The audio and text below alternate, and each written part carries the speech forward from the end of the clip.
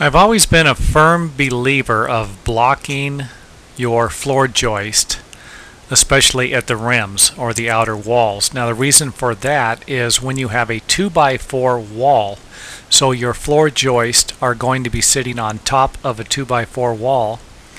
If you use blocks in between each floor joist, you will have a full 3.5 inches of the floor joist sitting on top of the 2x4 wall.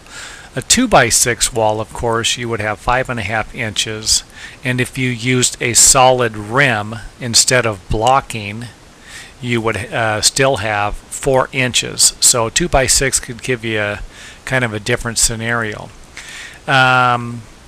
Now, if this was a 2x4 wall and the framing carpenter chose to use a 1.5 inch rim joist, the floor joist would only be sitting on the 2x4 wall 2 inches, and that's enough, and a lot of times it's easier to build the floor that way.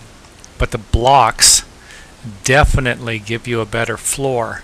They will keep the floor joist from twisting, and so if you had a bad piece of lumber, I've seen a floor joist at one end be perfectly straight, perpendicular or vertical, and then you go to the other end and I've seen it at about a 45-degree angle. Hard to imagine, but pressure blocks or floor joist blocks like these will prevent that from happening. So it's a good idea to use blocks, especially on the truss joist.